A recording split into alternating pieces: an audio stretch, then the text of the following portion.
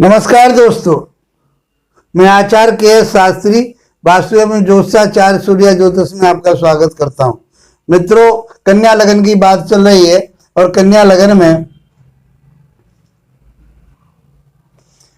हमने शनि के प्रभाव को बताया। शनि का प्रभाव लगन से लेकर के सप्तम भाव तक हमने चर्चा की।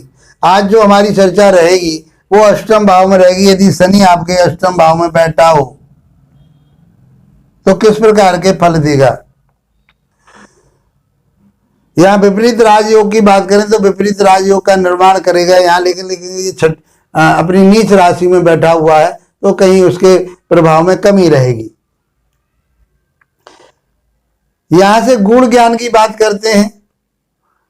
इस स्थान को वैसे अच्छा स्थान नहीं माना गया, लेकिन रिसर्च वर्ग के लिए बहुत अच्छा स्थान है। आयु के लिए अच्छा स्थान है, लंबी आयु होगी, कोई परेशानी वाली बात नहीं। तीसरी दृष्टि इसके कर्म क्षेत्र पर जाएगी, कर्म बहुत अच्छा रहेंगे, अच्छा व्यवसाय करने वाले होंगे, इनके नीचे काम करने वाले वर्कर होंगे। यहाँ से यह धन भाव को देखेंगे, परिवार कुटुंब भाव को देखेंगे, वाणी भाव को देखेंगे तो वाणी तो कर्कश हो सकती है, वाणी न्याय प्रिय हो सकती है, क्योंकि न्याय के न्यायाधीश कहे गए हैं। तो परिवार में कहीं ना कहीं अनमन हो सकती है इस बात को, लेकिन यह धन तो कमा करके घर को देंगे, बेशक डिले ही दें, देरी से दें, क्योंकि ये किसी वसीयत में इनके लिए धन प्राप्त हो सकता है, कहीं से अचानक धन प्राप्त हो सकता है, तो वो धन तो इनके लिए प्राप्त होगा ही होगा। यदि हम दसवीं दृष्टि की बात करें तो दसवीं दृष्टि इनके पंचम भाव पर जाएगी, अपने ही घर पर जाएगी, संतान भाव पर जाएगी। तो यहाँ से बुद्धि विवेक ज्ञान इनका जो लगेगा वो रिसर्च वर्क में लगेगा, अध्यात्म की तरफ को ये जाएंगे, मंत्र तंत्रों की तरफ को जाएंगे, भूगर्भ की तरफ को जाएंगे, यहाँ से लाभ प्राप्त करेंगे और संतान इनके लिए प्राप्त होगी, लेकिन देरी से प्राप्त होगी। और स्त्री संतान की बात कर सकते हैं। यहाँ से बैठ करके ये ज्योतिषी भी बन सकते हैं, ज्योतिष ज्ञान भी प्राप्त कर सकते हैं। यदि शनि देव जन्म कुंडली के भाग्य स्थान में बैठे हों और ये मित्र के घर में बैठे, शुक्र के घर में बैठे हैं और उसकी तात्कालिक मित्रता इनके साथ में हो जाए, ये हम बता चुके हैं आपको तात्कालिक मित्रताएं और उसके पंचदा मैत्री वगैरह, उसमें आप देखेंगे इससे 3 घर आगे और 3 घर पीछे यदि गिरे बैठा हो तो इसके तात्कालिक मित्र होते हैं। बहुत शॉर्टकट में ये है। तो ये यहाँ से बैठ करके शुक्र इनके लिए वैभवशाली बन पाएंगे और ये उन्नत तरक्की करने वाले हो गए, जमीन जायदाद के भी मालिक होते, भूमि भवन वाहन इनके लिए बहुत प्राप्त होंगे, भाग्यशाली होंगे, धर्म पर चलने वाले होंगे, आध्यात्मिक होंगे।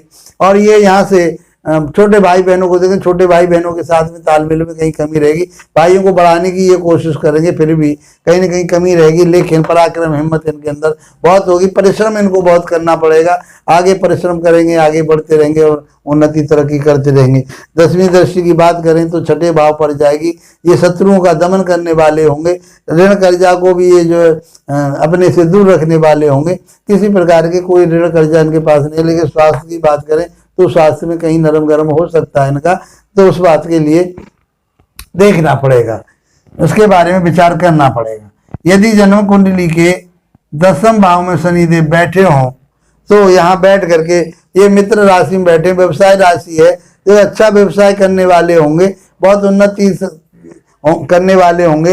यहाँ पर अपने नौकरों चाकरों के साथ संबंध बनाने वाले होंगे, अच्छे संबंध उनके साथ रहेंगे और वह उन्नति तरक्की भी यहाँ से कर पाएंगे। 7वीं दृष्टि इनके भूमि भवन वाहन पर जाएगी, तीसरी दृष्टि विदेश पर जाएगी, व्यय भाव पर जाएगी और 10वीं दृष्टि इनकी दाम्पत्य जीवन पर जाएगी। तो विदेश से भी धन ये कमाएंगे, व्यवसाय इनका विदेश के साथ में जुड़ सकता है। माता के साथ में यदि इनके बात करें तो स्वास्थ्य में कहीं कमी करेंगे, लेकिन भूमि भवन प्राप्त इनके लिए होंगे। 10वीं दृष्टि से बात करें इनके दाम्पत्य जीवन पर जाएगा, 10वीं दृष्टि जाएगी तो वहाँ 10वीं दृष्टि संतान के पत्नी के लिए या पति के लिए अच्छी नहीं कही गई, इसको विच्छेदात्मक गृह माना गया है, तो उनके साथ में कहीं अनमन बनी रहेगी। उन्नति तरक्की करने वाले होंगे कैसी, लेकिन कहीं ना कहीं उन चीजों में कमी रह जाएगी, देरी से वो चीजें प्राप्त होंगी, क्योंकि शनि को जिले का कारक माना गया, देरी का कारक माना गया। एक राशि में 2.5 वर्ष रहते हैं। ये अब 11वें भाव में शनि आपके बैठे हुए हैं, तो यहाँ से बैठ करके बहुत अच्छे गेन देंगे, उन्नति तरक्की देंगे, ज्ञानी विवेकी होंगे, शिक्षा अच्छी रहेगी, संतान अच्छी रहेगी, पुत्री प्राप्त होगी। दशा अंतरदशा प्रतंत्र दशा में यदि दशा अंतरदशा प्रतंत्र दशा में आ जाती है, शनि का प्रभाव पंचम भाव पर आ जाता है कहीं से भी, तो हम ये कह सकते हैं कि इनके लिए उस पीरियड में एक पुत्री रत्न की प्राप्ति होगी। यहाँ से उनकी तीसरी दृष्टि लगन भाव पर जाएगी तो इनका जो लगन भाव वो मजबूत होगा, श्रेष्ठ होगा। लेकिन इनके लिए हम ये कहें छठी से छठा भाव है, रोग का है, तो कहीं ना कहीं इनके स्वास्थ्य में कमी रहेगी। बड़े भाई बहनों के साथ में भी कमी रहेगी। इनका स्वास्थ्य कहीं ना कहीं गड़बड़ ऊंच नीच में चलता रहेगा। सातवीं दृष्टि संतान भाव पर संतान अच्छी होगी, अच्छे इनके साथ संबंध रहेंगे, लेकिन देरी से संतान प्राप्त होने की संभावना बनेगी।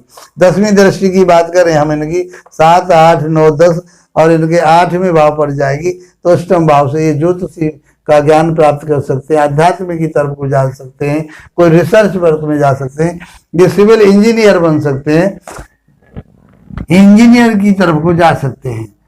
यदि बात करें शनिदेव की 12वें भाव में यदि शनिदेव बैठे हैं तो किस प्रकार का प्रभाव देंगे? शनिदेव यहाँ बैठ करके विदेश यात्राएं कराएंगे, विदेश से धन प्राप्त करवाएंगे, बुद्धि ज्ञान विवेक के आधार पर यहाँ पर वो अपने धन को भी ये खर्च व्यय कर देंगे कि शत्रु इनके हावी हुए तो इनके ऊपर, जबकि ये यहाँ से बैठ करके शत्रु लोग इनका नाश करने वाले होंगे। इस पीरियड में यदि कोई इनके ऊपर दुष्प्रभाव आ गया, इनको कोई रोग हो गया तो लंबा चलने वाला रोग इनके लिए हो सकता है। इस बात का विशेष ध्यान रखना पड़ेगा। तीसरी दृष्टि इनकी जो है धन भाव पर जाएगी तो इनका धन परिवार से में कहीं कहीं व्यय हो सकता है और यहाँ पे शत्रुओं के साथ व्यय हो सकता है। इनकी 10वीं दृष्टि जाएगी भाग्य स्थान पर तो भाग्य इनका उदय हो सकता है, विदेश में जाकर के ये बहुत उन्नति तरक्की कर सकते हैं। इस प्रकार से हमने बहुत आसान तरीके से आपको शनि के प्रभाव के बारे में बताया। अब आगे वाली जो लगन रहेगी, अब यहाँ से हमारी जो आगे जो लगन आने वाली है वो तुला लगन आएगी और तुला लगन में प्रत्येक ग्रह के बारे में हम बताएंगे। राहु और केतु के बारे में हम इसलिए नहीं बता रहे कि राहु और केतु जिस राशि में बैठते हैं उस राशि के स्वामी के आधार पर फल देते हैं, दूसरा जो उनको देख रहे होते हैं उनके आधार पर फल देते हैं। राहु शनि के हिसाब से फल देता है और केतु मंगल के हिसाब से फल देता है, इसलिए हम उनको नहीं बता रहे।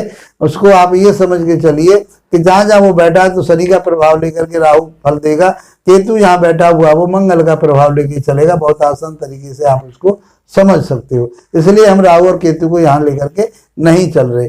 हमारे एपिसोड लंबे ना हो इसलिए हम इनको अब 2 भागों में बांट करके चल रहे हैं कि अब 1 से प्रथम भाव से लेकर के छठे भाव तक की बात करेंगे और 7वें से लेकर के 12वें भाव तक की बातें करेंगे।